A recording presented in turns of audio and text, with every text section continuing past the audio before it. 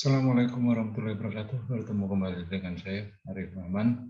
Kali ini saya akan menjelaskan prinsip kerja peralatan listrik arus arah. Nana, untuk prinsip kerja peralatan listrik ini, KD-nya yang pertama, untuk 3.1 menganalisis prinsip kerja peralatan listrik secara DC dalam kehidupan sehari-hari dengan indikator menjelaskan arus listrik dan pengukurannya. Yang kedua, mengidentifikasi arus dan tegangan pada rangkaian seri dan paralel. Yang ketiga, menjelaskan prinsip kerja peralatan listrik searah DC dalam kehidupan sehari-hari. Yang keempat, menjelaskan hukum Ohm. Dan yang terakhir, menjelaskan hukum 1 Kirchhoff dan hukum 2 Kirchhoff.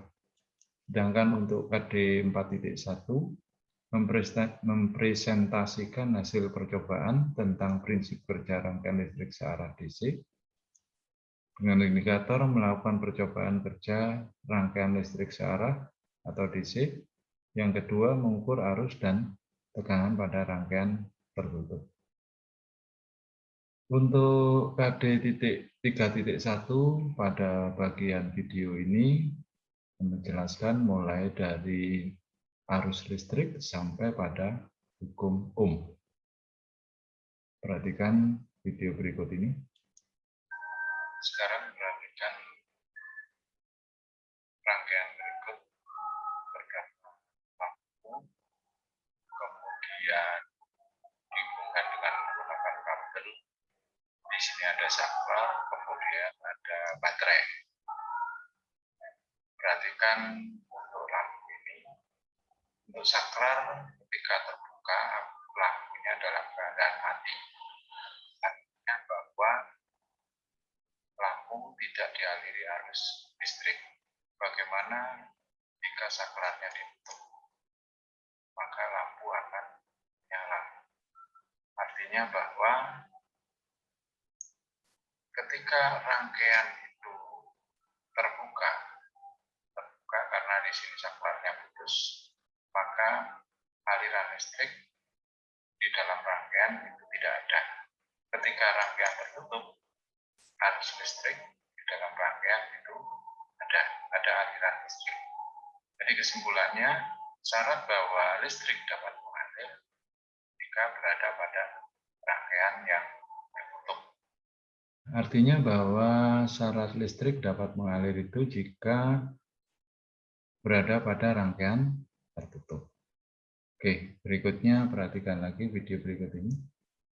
Selanjutnya, apa yang dipakai untuk mengukur arus listrik DC ini? Ini yang dinamakan dengan ampere meter. Ini adalah ampere meter. Ampere meter itu dirangkai secara seri dengan rangkaian. Kemudian apa yang dipakai untuk mengukur tegangan listrik? Tegangan listrik itu bisa diukur menggunakan voltmeter. Ini adalah sebuah voltmeter. Voltmeter itu dipakai di dalam rangkaian dengan cara memasang paralel dengan rangkaian. Jadi kalau di sini yang diukur adalah arus yang melalui tegangan yang melalui bola lampu ini, maka voltmeter dipasang paralel dengan bola lampu. Misalkan ini saya tutup saklarnya, ini artinya bahwa arus yang mengalir di sini adalah setengah ampere, sedangkan tegangan pada ujung-ujung dari bola lampu itu 5 volt. Nah, simpulannya bahwa ampere meter itu adalah alat untuk mengukur kuat arus listrik yang mengalir pada rangkaian. Dan ampere meter itu dipasang seri dengan rangkaian. Sedangkan voltmeter adalah alat untuk mengukur tegangan listrik dan voltmeter dipasang paralel dengan alat yang diukur tegangannya. Selanjutnya perhatikan lagi video berikut ini.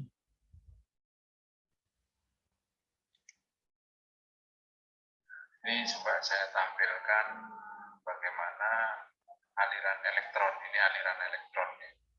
Aliran elektron. Elektron itu mengalir dari potensial rendah, yaitu kutub negatif baterai, melalui kabel-kabel ini menuju ke lampu, kemudian diteruskan dan masuk kembali ke kutub positif baterai. Ini kutub positif baterai.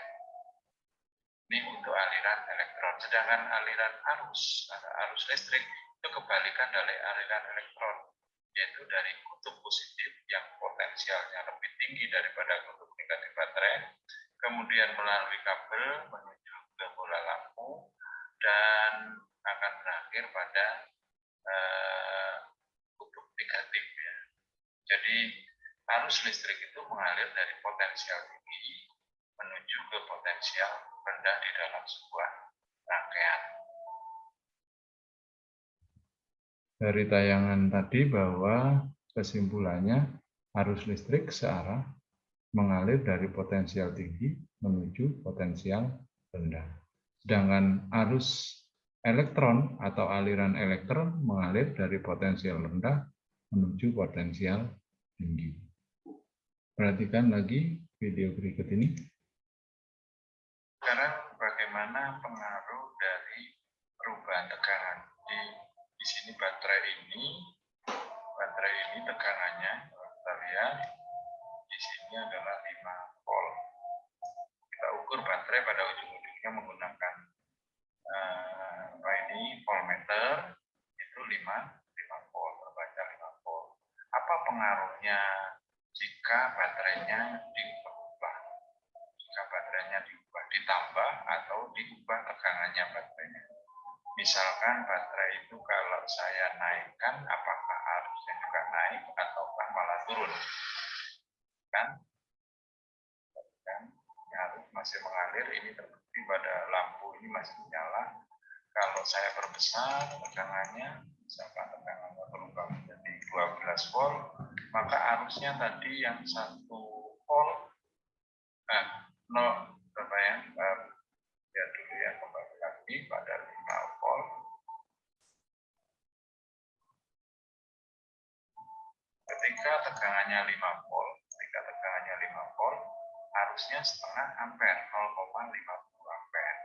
Kalau tegangannya saya naikkan menjadi 10, misalkan, terus ya, saya naikkan menjadi 10. Ketika tegangan baterai ini dinaikkan atau dirubah baterainya menjadi 10 volt, maka arusnya menjadi 1. Saya ulangi, ketika tadi 5 volt tegangan baterainya, arusnya setengah ampere. Ketika saya naikkan 10 volt, arusnya menjadi 1 ampere. Kalau saya naikkan lagi tegangannya, tegangan dinaik turunkan bisa juga dengan cara merubah jumlah baterainya. Kalau misalkan 15 volt, ternyata arusnya naik juga menjadi 1,5 ampere. Kesimpulannya di sini bahwa jika tegangan diperbesar, maka arus menjadi tambah besar. Artinya bahwa tegangan berbanding lurus dengan arus. Nah, pernyataan pada video tadi menunjukkan itu yang disebut dengan hukum Ohm. Jadi hukum Ohm itu adalah dalam sebuah rangkaian listrik searah, tegangan listrik berbanding lurus dengan arus. Itu terbukti tadi bahwa jika tegangannya diperbesar, maka arusnya menjadi tambah besar. Itu V itu adalah tegangan, I itu kuat arus, R itu hambatan rangkaiannya, di mana jika V besar, maka I juga akan menjadi tambah besar. Ini namanya berbanding lurus. Nah, bagaimana grafik hubungan beda potensial V terhadap kuat arus? Ini bentuk grafiknya. Jadi grafiknya karena berbanding lurus V dengan I, grafiknya adalah berupa garis lurus. Semakin besar V-nya juga akan semakin besar I. Kalau ditulis bahwa V sama dengan kali R ini yang tadi disebut dengan hukum Ohm. Atau ditulis dengan R sama dengan V per I. Bagaimana hubungan R dengan I-nya?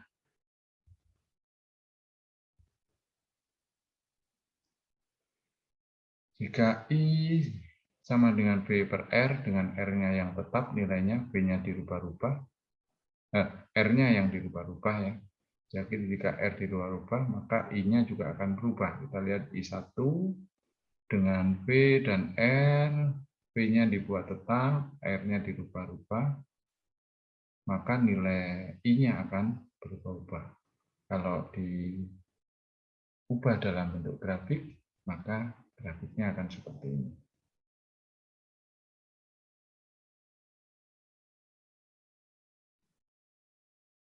Nah, ini namanya grafik I dengan R, di mana I berbanding terbalik dengan R. I berbanding terbalik dengan R. Selanjutnya perhatikan lagi untuk video berikut ini. Sekarang perhatikan pada rangkaian ini ada 3 buah hambatan yang saya rangkai seri. 1, 2, 3. Kemudian dihubungkan dengan baterai, 1 baterai. Ini kutub positif, ini kutub negatif, dan di sini ada saklar. Ada saklar. Kemudian di sini ada 4 buah ampere meter untuk mengukur arus.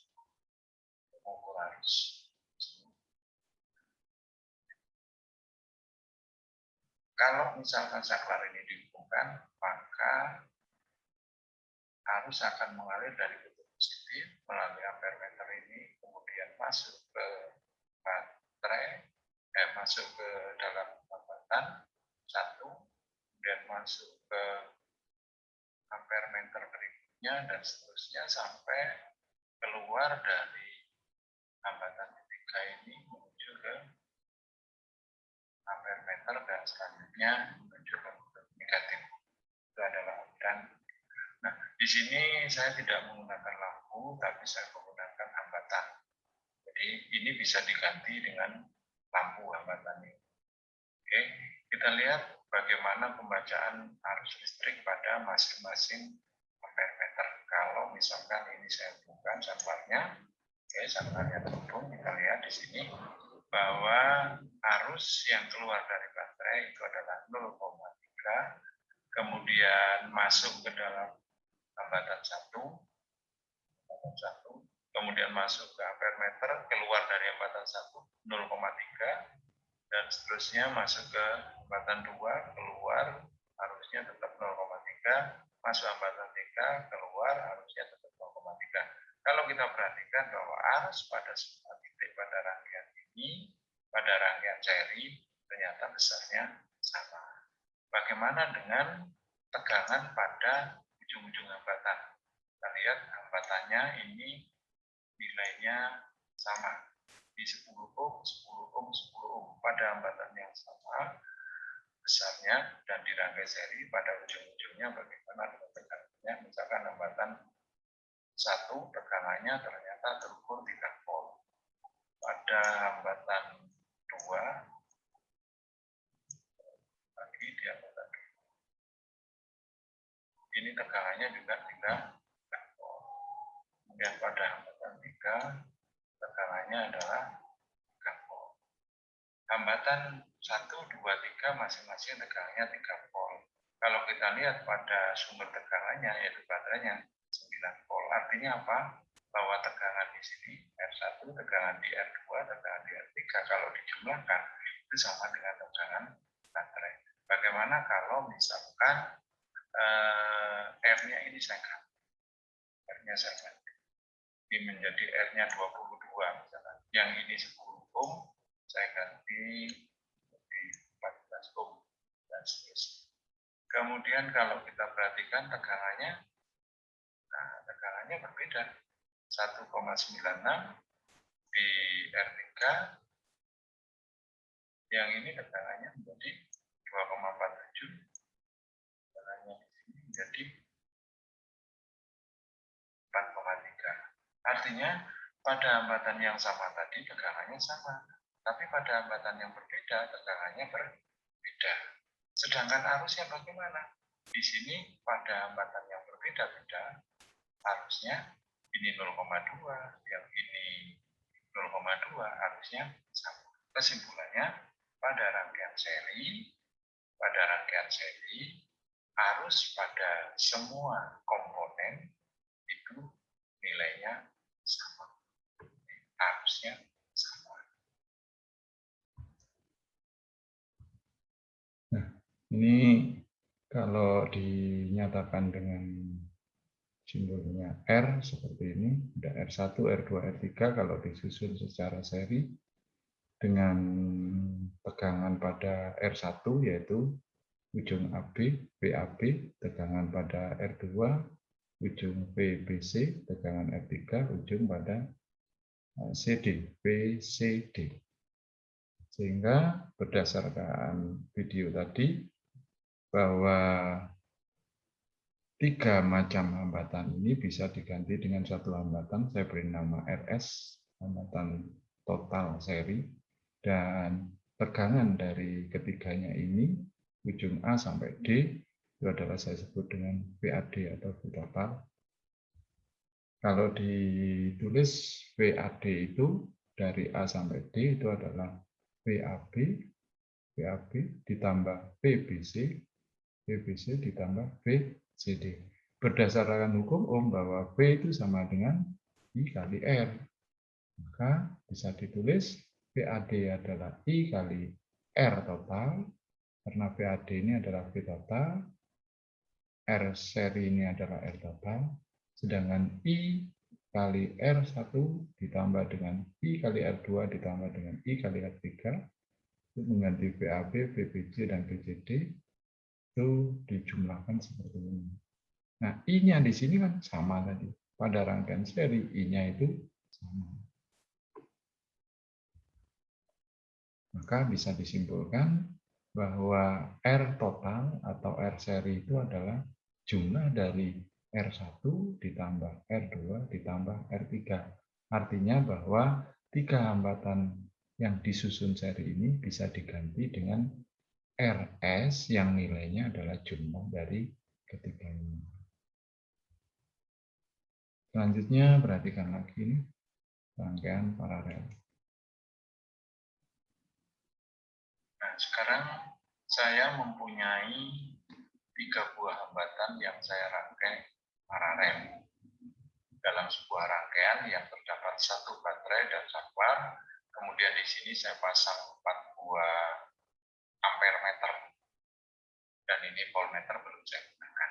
Nah, bagaimana sekarang arus yang terbaca pada masing-masing ampere meter ini? Misalkan ini saya tutup,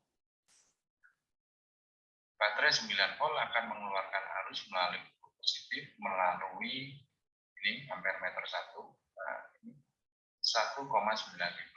Kemudian masuk pada rangkaian paralel di mana hambatannya paralel baterai. Nah, paralel dari hambatannya, paralel hambatan ini hambatan 1 10 ohm, ini 14 ohm, ini 22 ohm. Nah, arus tadi masuk pada rangkaian dengan yang atas sendiri, yaitu pada cabang yang atas ada 10 ohm, itu arusnya 0,9. Pada hambatan 14 ohm arusnya 0,4, lebih kecil ya. Jadi arusnya menjadi kecil, yang ini hambatannya besar. Kalau hambatannya 22, arusnya 0,41. Dan ini keluar masuk pada percabangan ini dari ketiga hambatan arusnya, dan keluar pada arus 1,9. Kita perhatikan arus pada arus yang sebelum masuk rangkaian ini keluar dari rangkaian paralel ini nilainya sama, 1,95, ini 1,9. Kalau kita jumlahkan pada rangkaian hambatan ini pada masing-masing cabang, 0,9 tambah 0,64, 1,54 ditambah dengan 0,41 jadi 1,95. Artinya apa? Arus yang masuk pada percabangan itu akan sama dengan arus yang keluar dari percabangan, dan jumlah arus pada percabangan itu nilainya sama. Jadi ini kalau misalkan ini cabang, arus yang masuk ke sini jumlahnya sama dengan arus yang keluar dari cabang ini. Ke atas, tengah, bawah. Kalau dijumlahkan sama. Sedangkan yang ini, yang masuk pada percabangan ini, dari hambatan 1, dari atas, kemudian dari tengah, dari bawah, menyatu di sini dan keluar, nilainya tetap 1, kalau misalkan ini saya ubah, misalkan nilainya ini saya ubah sama ya.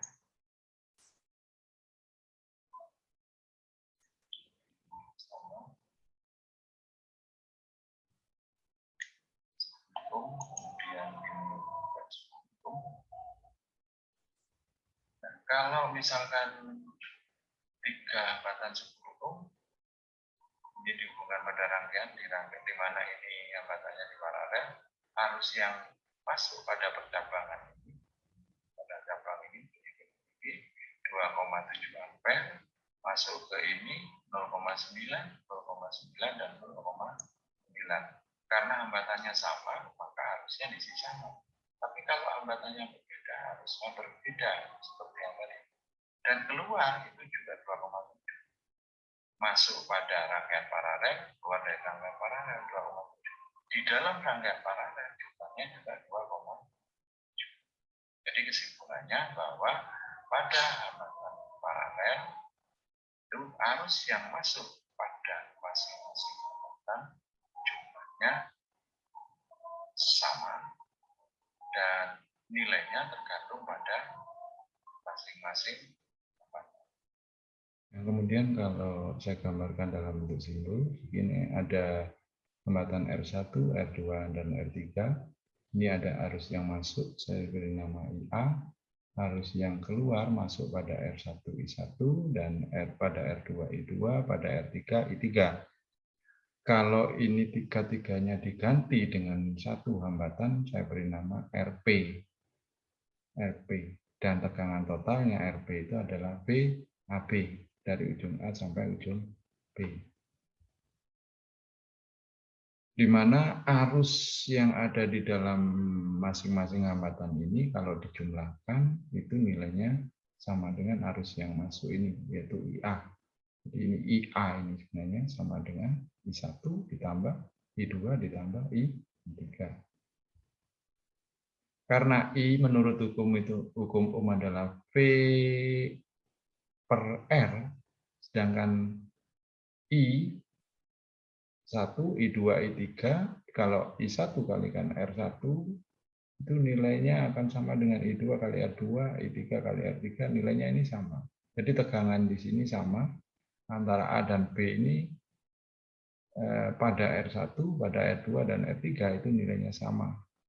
Dengan I itu adalah V per RP, untuk total yang ini, IA ini sama dengan VAB per RP, dengan untuk I1 itu adalah tegangan pada R1, yaitu VAB dibagi R1, I2 itu adalah VAB dibagi R2, I3 itu adalah VAB dibagi R3.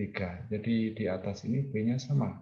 Maka bisa ditulis bahwa 1 per RP, 1 per R total paralel, itu adalah sama dengan 1 per R1 ditambah 1 per R2 ditambah 1 per R3, atau 1 per R1 ditambah 1 per R2 ditambah 1 per R3 itu adalah 1 per R total rangkaian paralel.